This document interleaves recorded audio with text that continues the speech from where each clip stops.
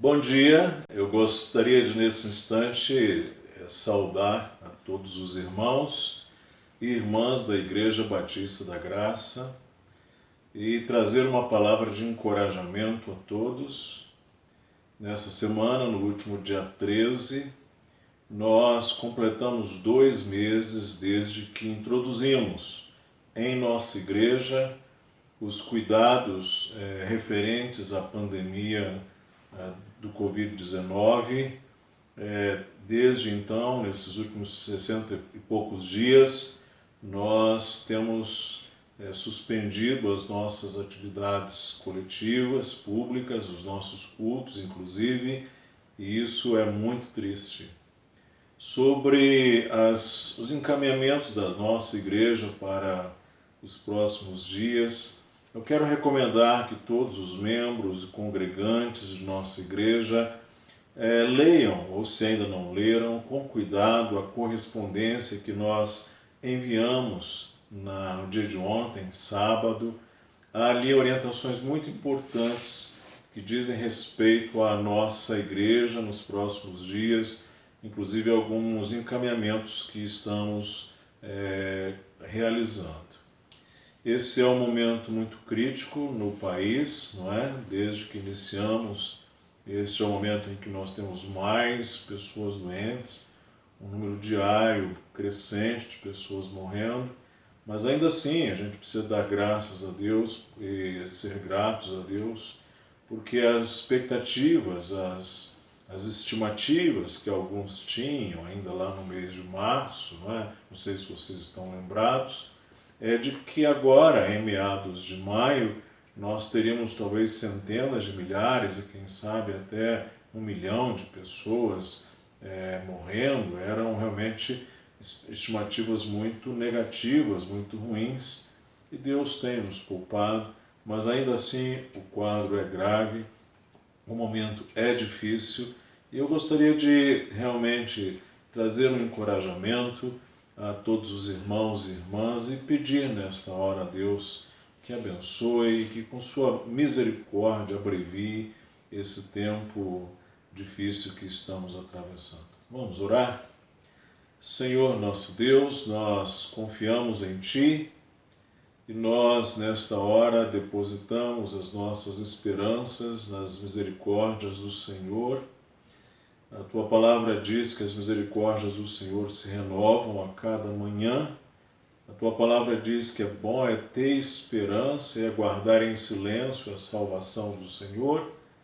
E nesta hora, Senhor, nós suplicamos em favor do nosso país, das pessoas enfermas, das pessoas enlutadas, famílias enlutadas, das cidades brasileiras que atravessam momentos mais difíceis, mais angustiantes, as provas a que muitas famílias têm sido submetidas e mesmo aqui em nossa cidade, em nossa igreja, os desafios que esse tempo está impondo à nossa realidade, ao nosso dia a dia, ao nosso cotidiano.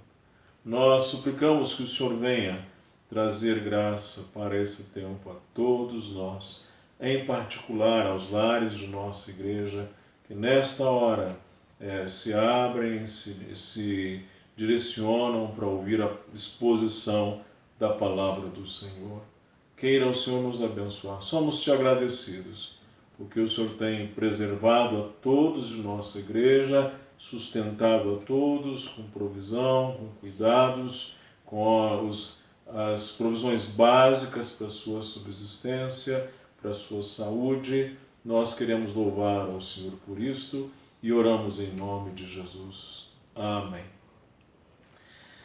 Nós estamos vendo aqui aos domingos de manhã a segunda carta do apóstolo Paulo aos Coríntios e nós estamos procedendo a uma exposição sequencial dessa epístola e eu gostaria de começar a palavra de hoje me perguntando quanto me custa servir a Cristo. Eu gostaria de perguntar isto, se você já se fez essa pergunta, aliás, quanto te custa servir a Cristo? E no fim das contas, o que significa ser um servo de Cristo. Eu quero convidar você para darmos sequência à leitura e exposição da Palavra de Deus, lendo 2 Coríntios, capítulo 6, os versos de 4 a 13. 2 Coríntios, capítulo 6, os versos de 4 a 13. Você acompanha aí a leitura que farei da Palavra de Deus.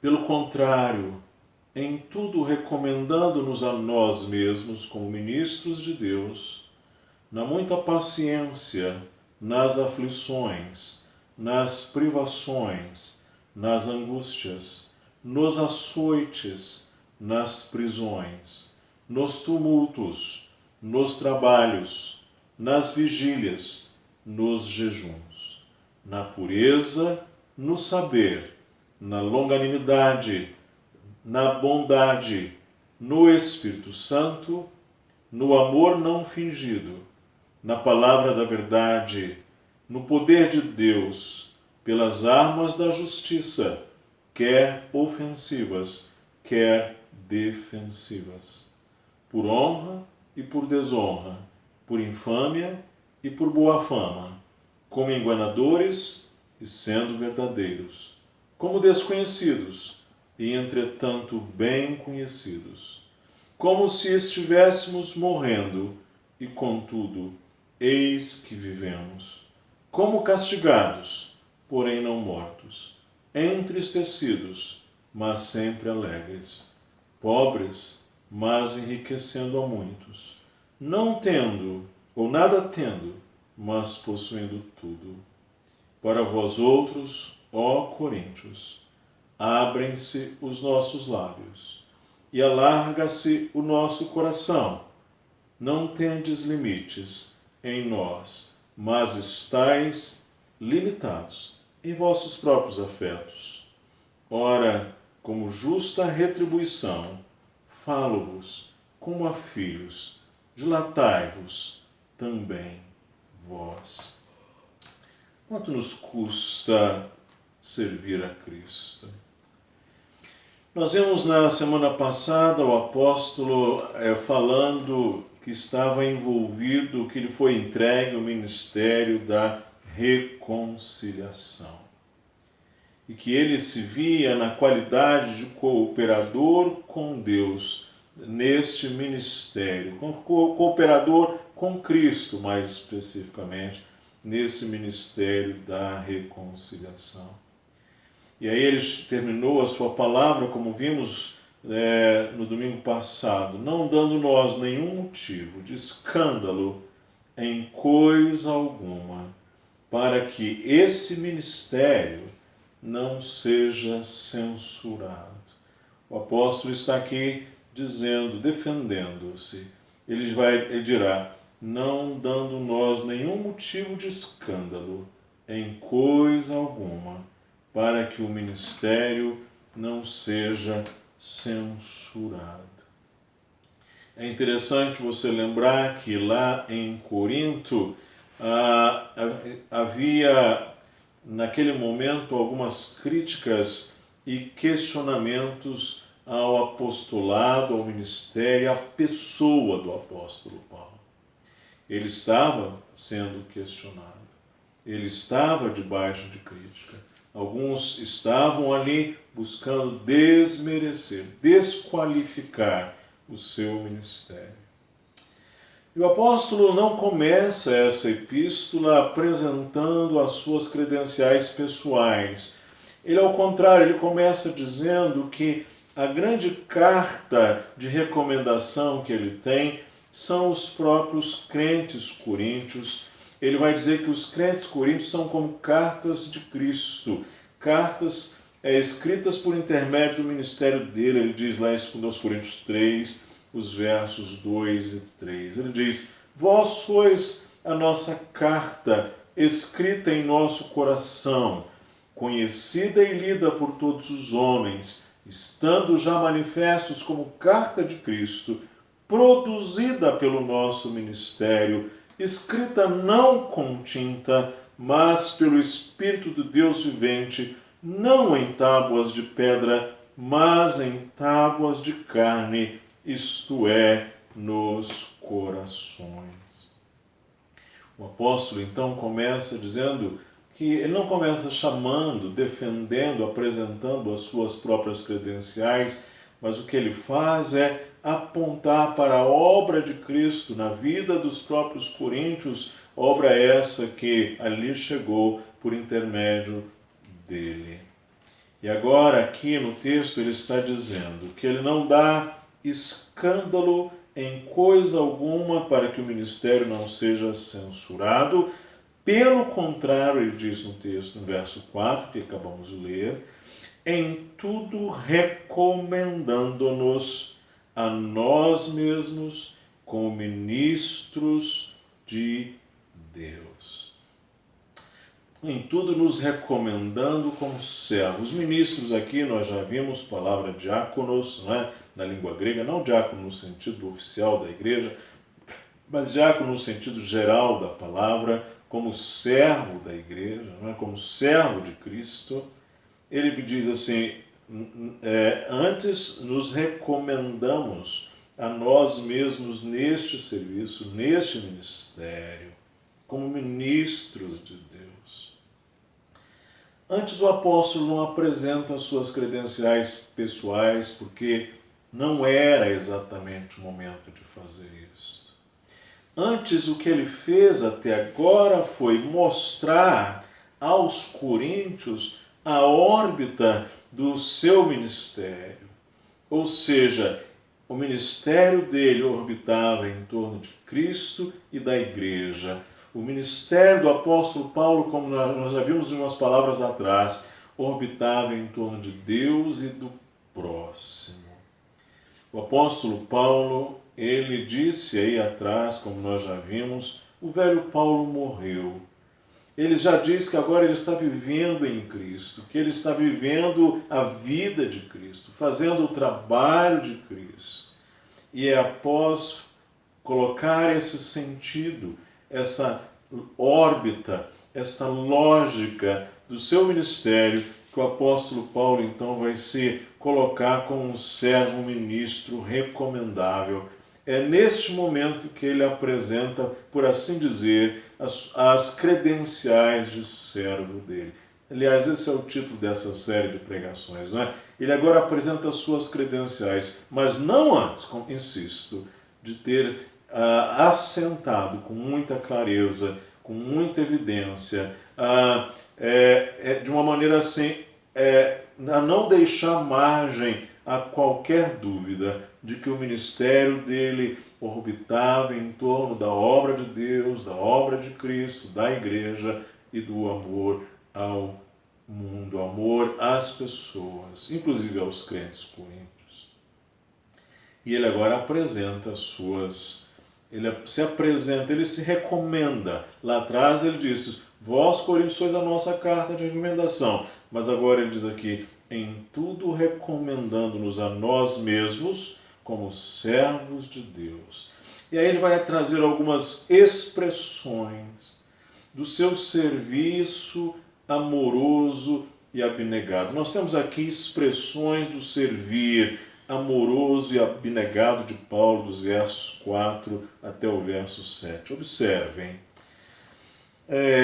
na muita paciência, nas aflições, nas privações, nas angústias, nos açoites, nas prisões, nos tumultos, nos trabalhos, nas vigílias, nos jejuns, na pureza, no saber, na longanimidade, na bondade no Espírito Santo, no amor não fingido, na palavra da verdade, no poder de Deus.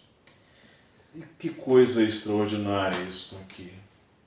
Você tem aqui 16 ou 17 expressões deste servir abnegado do apóstolo Paulo. 16 ou 17, dependendo de como nós fazemos a leitura dessas referências aqui, dessas expressões aqui. Observe a área do sofrimento, paciência, muitas paciência, aflições, privações, angústias, açoites. O apóstolo Paulo foi açoitado, deixado semi-morto muitas vezes, prisões, como aliás em Filipos, nos tumultos, nos trabalhos, nas vigílias, nos jejuns. Muitas dessas experiências os próprios coríntios haviam sido testemunhas, ou pelo menos algumas delas. Nos trabalhos, ele está falando aqui de trabalho cansativo mesmo, nas vigílias, nos jejuns. Ele não está falando aqui só de jejum em que a gente separa um tempo para orar como exercício espiritual, não. Ele está falando também daquele tempo em que ele ficou privado do alimento por algumas razões que se impuseram na vida dele. Na pureza, ele vai falar da integridade da sua condição, na pureza, no saber, na longanimidade. Longanimidade é uma paciência profunda, na bondade, no Espírito Santo, no amor não fingido, na palavra da verdade, no poder de Deus. A seguir, ele vai apresentar algumas dualidades no seu servir amoroso e abnegado.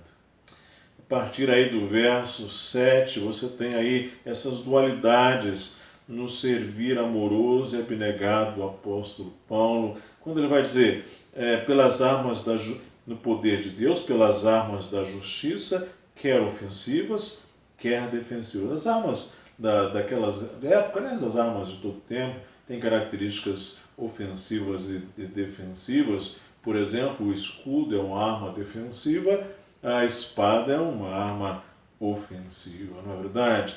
Ele vai dizer que nas armas da justiça, quer ofensivas, quer defensivas, por honra e por desonra, por infâmia e por boa fama, como enganadores, que era exatamente uma crítica de alguns lá em Corinto, né? Uma crítica que alguns estavam fazendo junto à igreja coríntia, a saber que o apóstolo tinha característica de enganador, não é? Ele vai dizer, como enganadores, ele dirá aqui, não é isso? E sendo verdadeiros, como desconhecidos e, entretanto, bem conhecidos, como se estivéssemos morrendo, ele já falou sobre isso nos capítulos anteriores, e contudo, eis que estamos vivendo como castigados, porém não mortos. Castigo aqui é aquele tipo de pena que se aplicava aos criminosos. E ele vai dizer, como castigados, porém não mortos, entristecidos, mas sempre alegres, pobres, mas enriquecendo a muitos, nada tendo, mas possuindo tudo. Essas palavras aqui são extraordinárias. Elas expressam a dualidade do servir amoroso e abnegado de Paulo. Quando você pega uma moeda, ela tem cara e ela tem coroa, não é isso? Essa é uma brincadeira antiga. Eu não sei se você conhece uma história que, para mim, expressa bastante as características de dualidade. Eu acho ela bastante interessante. Havia um homem tido como um idiota, como alguém assim rude, ignorante, meio bobo, meio tolo, e começaram a fazer uma brincadeira com ele, que era assim, a pessoa apanhava uma moeda, colocava uma moeda de bom valor numa mão e uma moeda de menor valor na outra. E falava para ele assim, vem cá, seu idiota, vem cá, seu tolo, escolhe a moeda que você queira. Escolhe uma moeda para você. Tinha uma moeda de maior valor, uma moeda de melhor valor. Escolhe! E ele vinha ali na simplicidade dele, com um ar meio matuto, e apanhava a moeda menor, e as pessoas caíam na risada, caíam nas gargalhadas, porque ele escolhia a de menor valor e as pessoas riam. O fato é que isso se repetiu tantas e tantas e tantas e tantas vezes, né, que ele se tornou conhecido exatamente por isso, porque as pessoas gargalhavam por isso, E um dia um amigo dele então perguntou, mas escuta, por que você faz isso? Você escolhe justamente a menor e as pessoas ficam ridicularizando você. Ele diz, o dia que eu escolher a maior, eles vão parar de rir, eu vou parar de ganhar a minha moeda. Sabe, essa é uma história interessante, eu acho ela bastante simples e significativa. Não apenas as moedas tinham dois lados, não apenas havia duas moedas de valores diferentes, mas também a própria história tinha dois lados. Aqui você está diante do apóstolo Paulo, não é? Há uma dualidade na experiência de Paulo, mas não é um dualismo. É uma dualidade porque a realidade é uma só. Não é um dualismo no sentido filosófico da palavra, é uma dualidade no sentido que é uma realidade com dois aspectos, digamos assim. É uma realidade só. Ele está dizendo, usamos de armas ofensivas e defensivas, por honra e por desonra, por infâmia e boa fama, como enganadores e sendo verdadeiros, como desconhecidos, entretanto bem conhecidos, como se estivéssemos morrendo e contudo eis que vivemos, como castigados, porém não mortos, entristecidos, mas sempre alegres, pobres, mas enriquecendo a muitos, nada tendo, mas possuindo tudo. Essas poucas palavras aqui são um poema. Isso aqui é uma obra-prima, irmãos. Isso aqui mostra que a vida de Paulo não está situada apenas na perspectiva humana, temporal, passageira e até carnal. Ele está sujeito a essas realidades aqui, dessas contingências da nossa vida neste mundo, mas tem em Paulo algo que é importante. A vida dele não é só cara, a moeda dele tem essa inteireza, ele tem o olhar da fé, ele tem o olhar da realidade. Isto diz respeito à visão ampla que o apóstolo Paulo tinha. Ele não fica apenas com a desonra, com a infâmia, com o ser desconhecido, com o ser tido como enganador, como se estivesse morrendo, ou como se estivesse apenas debaixo do castigo do criminoso, ou apenas entristecido, ou apenas pobre, ou apenas nada tendo. Não! O apóstolo Paulo tem uma visão rica da sua pessoa, do seu trabalho, do seu ministério, da obra que ele realiza. Isso aqui é suficiente para calar a oposição que ele estava recebendo lá em Corinto. Isso é muito importante. Se você não tiver esse olhar da fé, você não vai conseguir suportar as contingências, as imposições, as circunstâncias que estão ao seu redor. Inclusive, os desmerecimentos, o descrédito, a ridicularização, a perseguição, a oposição, e tudo isto. Você precisa ter esse olhar amplo que só a fé proporciona. Eu moro aqui num vale, o Vale do Paraíba, é um vale conhecido nesse país. E aqui, quando eu acordo, abro a minha porta, eu vejo apenas a frente da minha rua, eu não consigo ver muitas coisas. O mais distante que eu consigo ver são os picos das montanhas lá da Serra da Mantiqueira. Eu não tenho uma visão muito longa. Até o pôr do sol não é aquela coisa assim tão exuberante, porque ele logo se põe atrás das montanhas. Mas um dia eu fui com minha esposa, com minha família, nós fomos ao alto da Serra da Mantiqueira. E nós fomos a um ponto chamado Pico Agudo, o Pico do Agudo. Lá em cima, nós tivemos uma visão panorâmica.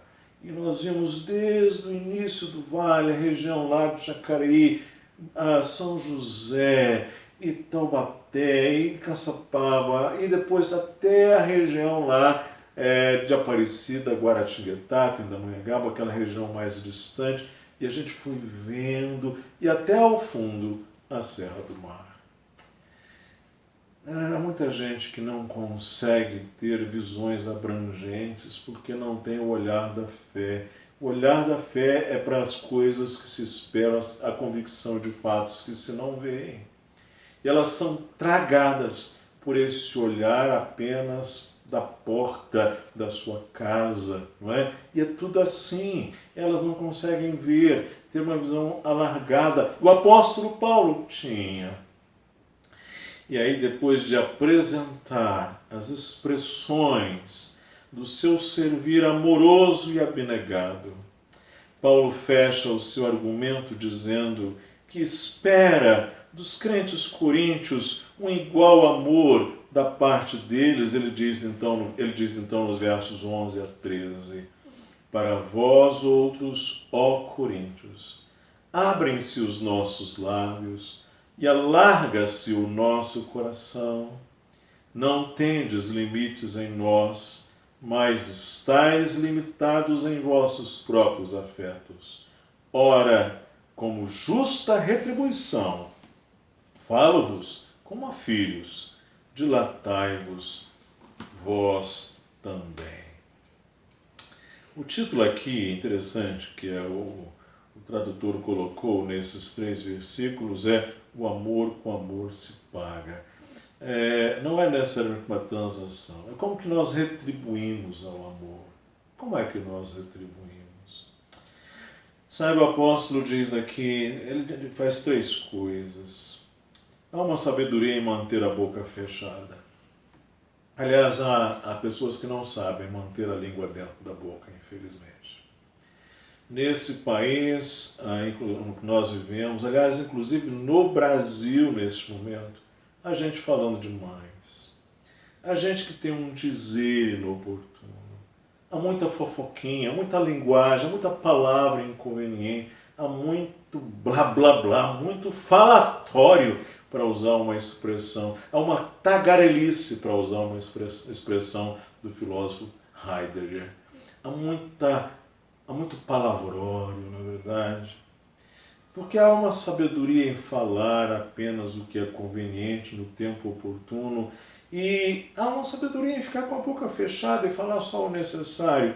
Mas o apóstolo diz: Para vós outros, ó Coríntios, abrem-se os nossos lábios. Depois ele diz: alarga-se. Para vós outros, alarga-se o nosso coração. Existem pessoas que morrem porque eles dizem que tem uma doença, do coração grande, né? O coração cresce, não é isso? Popularmente é assim. Interessante é que o apóstolo Paulo está dizendo: o nosso coração se alarga para vocês. Ele vai dizer ainda mais: não tendes limites em nós. Que coisa extraordinária! O que o apóstolo Paulo se colocava um servir irrestrito e limitado em prol das igrejas, inclusive dos coríntios ali, aquela gente tão ensimesmada, tão egocêntrica, não é verdade? E observe, vocês, diz o apóstolo, é que estão limitados em vossos próprios afetos. E o apóstolo agora começa a falar um pouco mais fortemente com os coríntios, como aliás ele vai falar um pouco mais forte e claro nesses aspectos a partir de agora.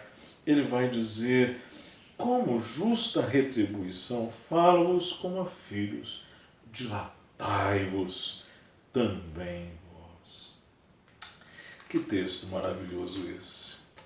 Sabe, irmãos, você que ouve a palavra de Deus também, você que não é de nossa igreja, mas ouve a palavra nesta manhã ou está nos ouvindo através da internet, isso aqui nos ensina, nos lembra, nos enfatiza a necessidade de nós superarmos aquele padrão de apenas receber.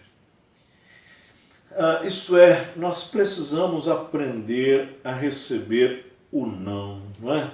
Nós precisamos aprender a sermos contrariados, nós precisamos aprender a não querer ter tudo e lembrar que é mais importante, inclusive, que é muito importante quebrar esse princípio, esse padrão de apenas receber.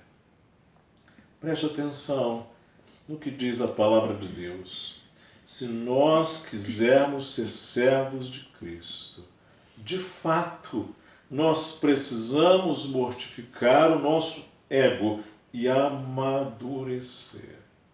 Você tem observado que há uma geração hoje que não sabe receber um não? Uma geração que não sabe, que não consegue receber o não da vida, e quando recebe o não da vida, ou mata, ou se mata. Você tem observado isso? Há uma geração que não consegue receber o não, e às vezes não simples, não os bobos, não os tolos. E então aquilo se torna uma coisa intolerável. E aí muitos até chegam ao ponto de matar ou de se matar porque foram contrariados e ouviram não da vida, na verdade. Eu diria até, poderia dizer que muitos desses nunca ouviram um não de seus pais. Isso é triste.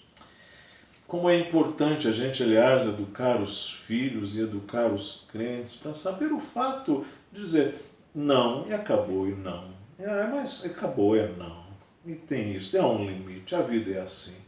Aprenda a lidar com isso, não é verdade? Nós ajudamos as pessoas assim. Aqui, o que isso tem a ver com o ponto? Aqui o apóstolo está falando do seu amor abnegado. Abnegação é isto, a palavra já diz, não é? Abnegar-se, negar-se a si mesmo, mortificar o ego, para usar uma linguagem de Jesus Cristo, tomar a cada dia a sua cruz. Esse processo de mortificar, ele é muito importante. Você não pode ser um deusinho. Já disse aqui numa outra palavra atrás que não há nada mais faminto do que o nosso ego. E às vezes a gente não consegue ser contrariado, não é verdade? Não consegue ouvir o não. Pense nisso, pode ser que Deus esteja trabalhando com você nesse aspecto. Você precisa aprender, crescer nesta área, quem sabe? Isto é o fruto do Espírito que precisa ser desenvolvido em nós, que nesse caso é graça. Olha, o apóstolo diz isso, né, no verso 6, na pureza, no saber, na longanimidade, na bondade, no Espírito Santo, no amor não fingido, na palavra da verdade, no poder de Deus. É preciso superar o padrão de apenas receber e aprender a servir. Isto faz com que nós nos dilatemos, nós cresçamos, nós nos alarguemos. Esse texto também nos lembra do olhar da fé, como falamos, que transcende as circunstâncias. Não é isso? Como nós vemos aqui, nos versos de 8 a 10, o apóstolo vivia circunstâncias de desonra, infâmia, tido como enganador, como alguém desconhecido, como se estivesse morrendo, castigado, entristecido. Mas o apóstolo tem o olhar da fé. E o olhar da fé transcende circunstâncias. O olhar da fé é bom para viver. O olhar da fé é bom para morrer. O olhar da fé é bom para se relacionar. O olhar da fé é crucial para bem viver. O olhar da fé é crucial para aguardar os novos céus e a nova terra, nos quais habita a justiça. O profeta Abacuque, lembram-se, falou sobre isso, não é? Ele falando ao povo naquele momento tão crucial da investida dos caldeus, ele diz assim: ainda que a figueira não floresça, nem haja fruto na vide, o produto da oliveira minta, e os campos não produzam mantimento, as ovelhas sejam arrebatadas do aprisco, e nos currais não haja gado. Todavia, eu me alegro no Senhor, exulto no Deus da minha salvação. Isto aí é Abacuque 3, os versos 17 e 18. Em último lugar, e eu termino com esta ênfase, como é importante nós retribuirmos com amor e com respeito o serviço. Linguagem aqui da nossa tradução, um ministério amoroso e abnegado que temos desfrutado. Há tantos de nós, às vezes, que recebemos do ministério, do serviço que nos foi prestado e nós simplesmente não retribuímos com nada, nós não participamos com nada, nós somos totalmente omissos, totalmente só somos pacientes, recebedores, como o mar morto, não somos como o mar da Galileia, generosos, dadivosos. Não seja assim. Olha, vamos retribuir com amor e respeito o serviço amoroso e abnegado que temos desfrutado. Os coríntios não apenas estavam sendo ingratos, eles estavam sendo também arrogantes, não é verdade? Eles estavam sendo insolentes, eles estavam sendo desrespeitosos com o apóstolo. Essas coisas, na verdade, estão todas juntas. O mesmo espírito que estava sendo direcionado ao apóstolo foi aquele que crucificou a Cristo, não é verdade, irmãos? Esse espírito de desprezo, esse espírito de rejeição da luz, esse espírito que pisa o amor, que não acolhe o ministério, que não acolhe a dádiva de Deus. O apóstolo ele pede, ora, vocês estão limitados em vossos próprios afetos. Ora, como justa retribuição, falo-vos como a filhos, dilatai-vos vós também. Como justa retribuição de filhos. Domingo passado foi o Dia das Mães. E que coisa extraordinária. Eu vi certas cenas, né, de alguns filhos quebrando ali barreiras, algumas barreiras desse momento tão difícil, para retribuir um pouco a expressão de amor de suas mães, dos cuidados, filhos fazendo ali, tentando com pequenos gestos, outros não tão pequenos, retribuir esta ação, este ato, a maternidade, a maternagem de um modo geral, não é verdade? Dilatai-vos, alargai-vos, não vos limitais, diz o apóstolo Paulo aqui. Sabe, irmãos, uma alma vazia também se infla, uma alma vazia também se enche, uma alma vazia também se alarga. Aliás, é daí que vem a ideia de soberba, de orgulho, não é? Vem de uma coisa vazia que se enche. Mas aqui não, o apóstolo está usando essa linguagem, né? Alargar, não ter limite, não ser limitado, não é dilatar. O sentido do grego é platino, de onde vem a nossa palavra plateia, caminho largo, rua, praça, platos, né? Essa expressão tão comum, que faz parte de muitas palavras em português, que significa largura. Aqui a ideia é você abra os braços para um abraço, não é? Você abra os braços. Não fique como aquela criança mimada, ensimesmada, com o braço cruzado em si mesmo, não é? Com seu ser, assim, com sua face fechada. Abra os braços, não é isso? É nesse sentido aqui. Sabe por quê? Porque ninguém cresce enquanto não se alarga. Não se alarga nesse sentido aqui. Isto é muito importante. Cristo fez isso. O cristianismo, em termos de amor prático, é isto. Isto é prático em coisas pequenas.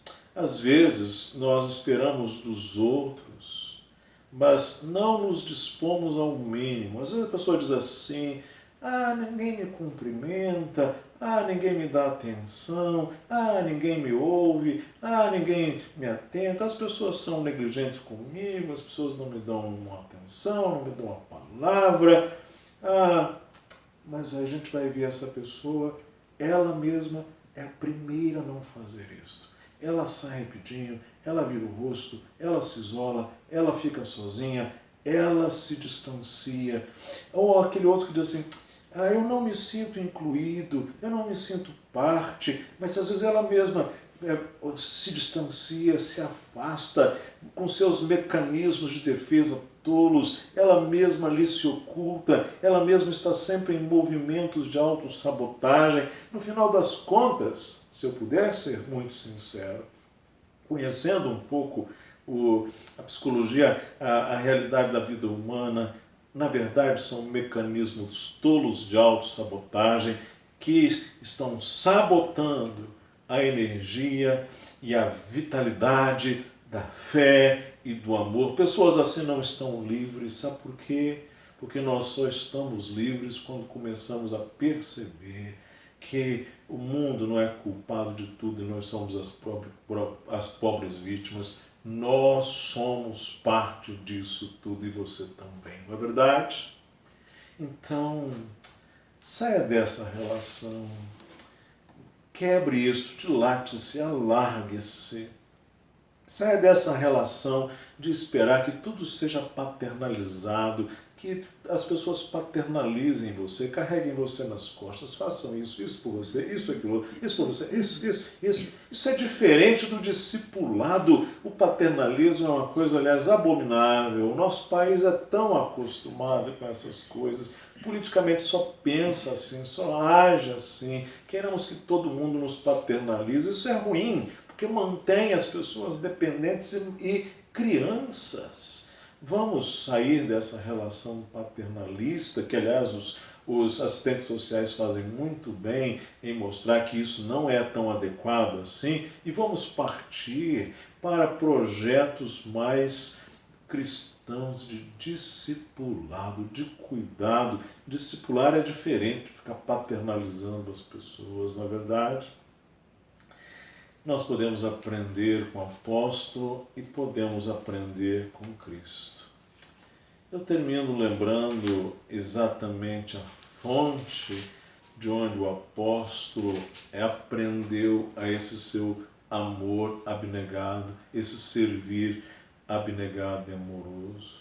O Senhor Jesus diz lá em Mateus, no capítulo 20, os versos 26 a 28. Ele diz assim: não é assim entre vós. Pelo contrário, quem quiser tornar-se grande entre vós, será esse o que vos sirva. E quem quiser ser o primeiro entre vós, será vosso servo.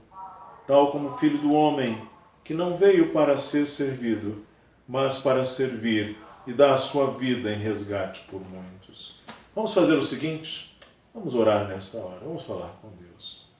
Senhor nosso Deus, que a Tua palavra se aplique aos nossos corações, que aprendamos com o apóstolo Paulo, com Cristo, a sermos servos, abnegados e amorosos. Aplica a palavra ao meu coração e ao coração de todos que nos ouvem nesta hora, em nome de Jesus. Amém. Deus abençoe você, tenha uma boa semana. Muito obrigado por sua atenção.